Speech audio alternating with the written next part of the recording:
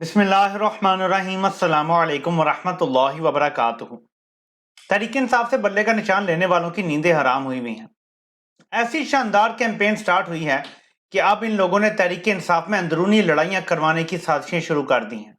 पिटे हुए मोरों से ट्वीटें करवाई जा रही हैं, बयान दिलवाए जा रहे हैं। ये जरा मुलाहिजा करें, इमरान खान की पीठ में खंजर घोंपने वाले, इमरान खान को धोखा देने वाले इमरान इस्माइल की ट्वीट मैंने आपके सामने रखी है। वो लिखते हैं, मेरी शाह महमूद कुरैशी से जेल में मुलाकात हुई थी। मैं रिकॉर्ड की दुरुस्ती के लिए ये बात कहना चाहता हूं कि मैंने इनसे कभी पीटीआई छोड़ने की बात नहीं की। ये मुलाकात शाह साहब की ख्वाहिश पर हुई थी। शाह साहब अपना ग्रुप तश्कील देना चाहते थे, जिस पर हमने साथ देने से माजरत की।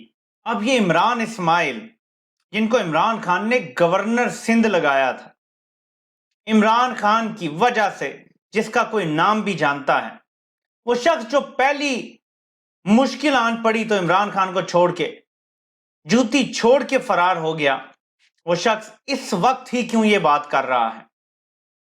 Worst case scenario, Shah Mahmood Qureshi तो जेल में है, इलेक्शन से पहले बाहर भी नहीं आ सकते। तो बदतरीन से बदतरीन शाह महमूद कुरैशी क्या साजिश कर सकते हैं अगर इस बंदे की बात मान भी ली जाती। लेकिन ये जिनकी तरफ से अब खेल रहे हैं और जिनके कहने में इन्होंने इमरान खान को धोखा दिया है, अब उनकी रिक्वायरमेंट ये है कि तहरीक इंसाफ के अंदर लड़ाइयां करवाई जाएं, अनसर्टेनिटी कायम की जाए।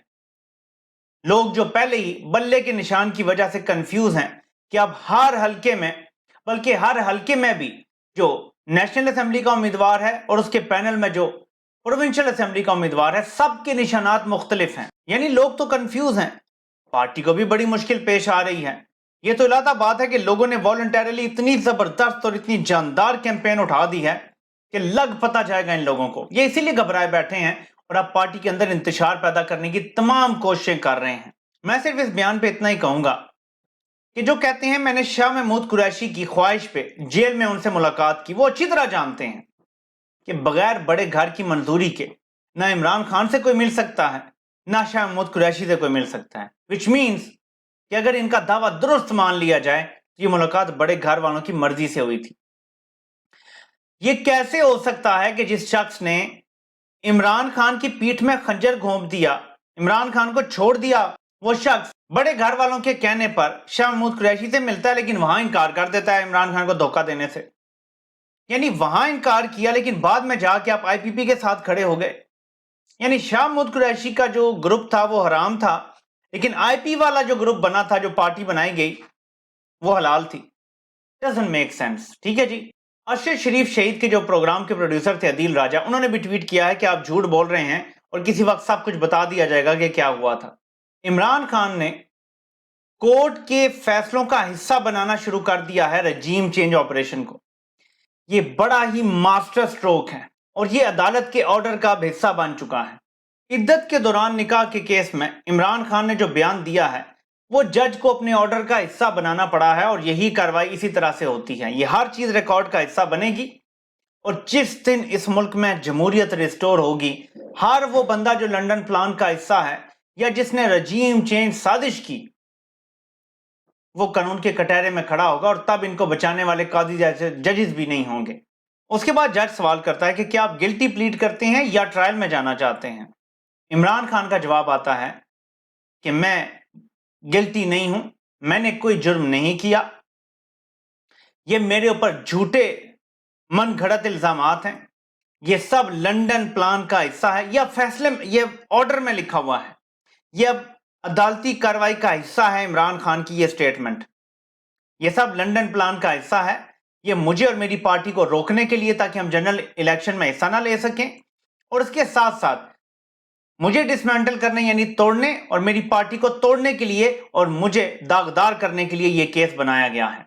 इस केस में जो अप्रूवर बनाया गया है उसको पहले अगवा किया गया, फिर उसको इलीगल कस्टडी में रखा गया, उसको टॉर्चर किया गया और उसे मेरे खिलाफ कंप्लेनेंट बनाया गया उसका सॉफ्टवेयर अपडेट करने के बाद।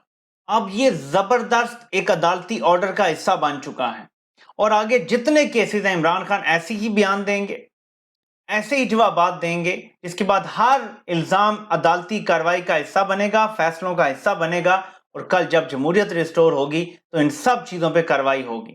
عمران خان ایک بات بار بار کہتے تھے، میں عمران خان کا 38 سیکنڈ کا آپ کو کلپ سنانا چاہتا ہوں کہ انہوں نے کیا کہا تھا اور یہ وہ کیوں کر رہے ہیں کہ عدالت میں بھی وہ لنڈن پلان کی جب بات کرتے ہیں تو جس نے لنڈن پلان بنایا ہے نا، مقابلہ اسی سے ہے۔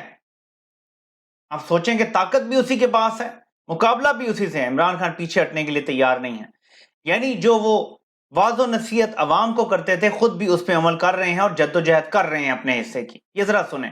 میں آج آپ سب سے اپیل کر رہا ہوں کہ آپ کو اپنے حقوق کے لیے، اپنی حقیقی آزادی کے لیے سب کو نکلنا پڑے گا۔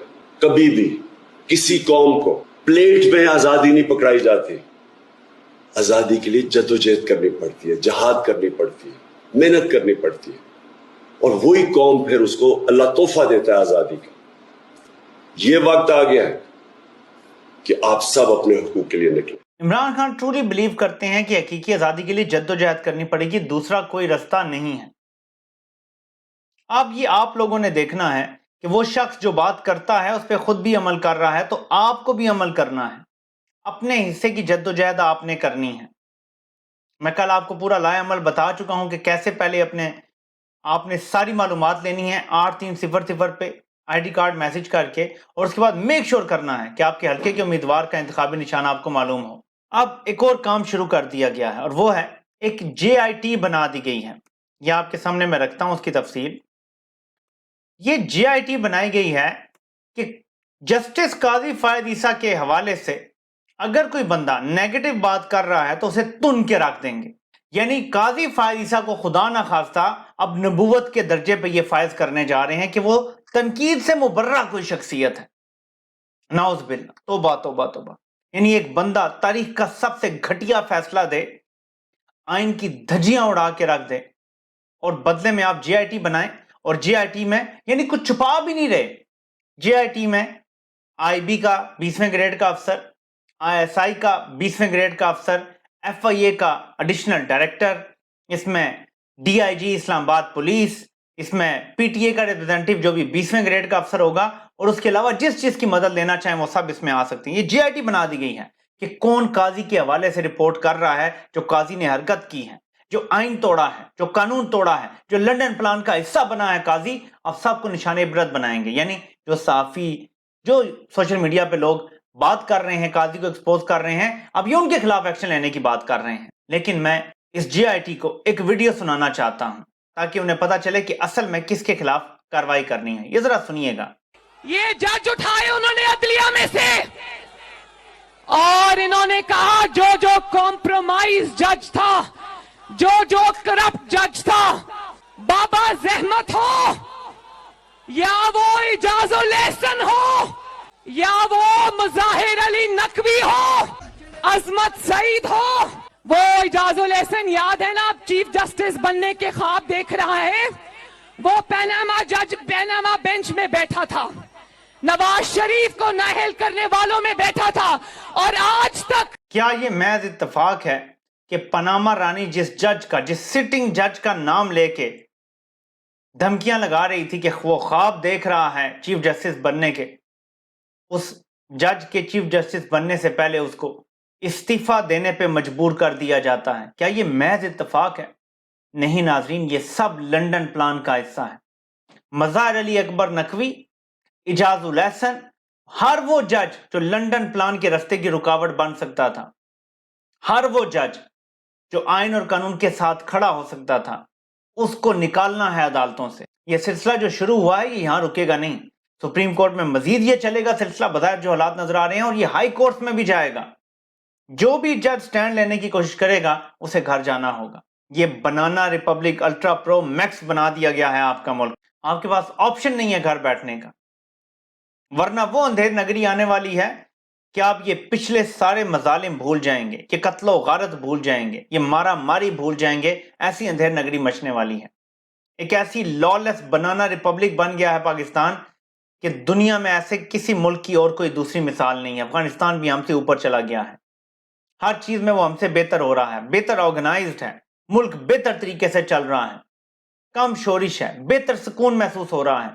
کب آپ کو آخری بار وہاں پہ کسی دھماکے کی خبر سننے کو ملی ہے؟ پاکستان میں آج بھی 76 سال بعد ایٹمی ملک کہتا ہے جی کہ یہاں پہ سیکیورٹی کی وجہ سے ہم الیکشن نہیں کروا سکتے.